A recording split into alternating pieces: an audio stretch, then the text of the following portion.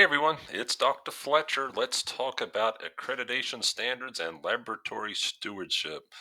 So far I've posted some videos about how do you get started in laboratory stewardship, and you could start a laboratory stewardship committee.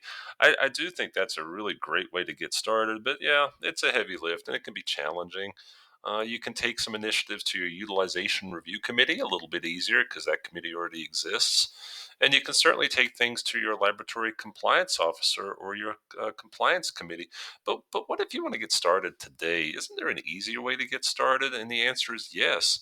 You can leverage your existing laboratory accreditation requirements and start laboratory stewardship almost right away. Specifically, today I'm talking about the College of American Pathology accreditation requirements. These are the guys, the College of American Pathology. They show up every 2 years and they go through all these checklists. Well, one of the checklists that they inspect you for, and this is across the board for all laboratories, is the Laboratory General Checklist. And in the Lab Gen checklist, there are requirements for this thing called Quality Management System, or a QMS plan.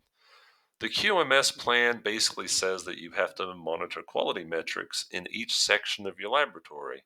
So, hematology will have some quality metrics, chemistry, micro, you get it. These metrics are supposed to look at pre analytic, analytic, and post analytic issues. A lot of times, these metrics will be things like turnaround time for tests from the emergency room, mislabeled specimens. You probably have a list of these metrics in your break room. Usually, management is usually keenly aware of these metrics, and they want to make sure all the employees are aware. So, what's that got to do with laboratory stewardship? Let me pull up the actual requirement for you. This is actually a slide deck I've used at a couple of different national meetings this year. Specifically in that Lab General checklist, there's a requirement. It's called Gen.20316. And this is saying you have to have this quality management system and you have to pick these indicators.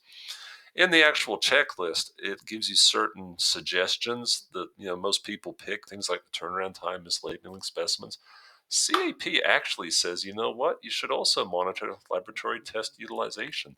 The percent of tests or a test that appear to be redundant, excessive, or non-contributory to good patient care. Laboratory stewardship. So how do we use this? Let's say CKMB. Oh yeah, it's an obsolete test. We shouldn't be doing it, but I know a lot of us still have to do it. Well, what if your phlebotomist notifies you? We've got some doctors, they always do CKMB. Matter of fact, they're doing more now than ever. What you could actually do is make that a quality management system indicator and start collecting the data for laboratory stewardship as part of your QMS plan. Okay, so that's great. You're collecting data. How does that help you? This is the building block or the foundation for how you get started in laboratory stewardship.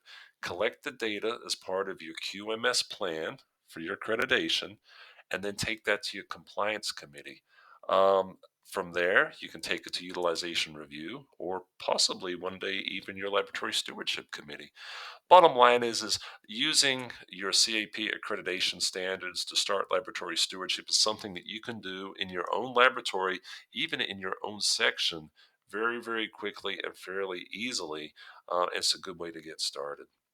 Any case, I hope you find this useful. Let me know. Drop an email, shoot me a post or a comment. As always, good luck in all of your laboratory stewardship initiatives, and I appreciate your time.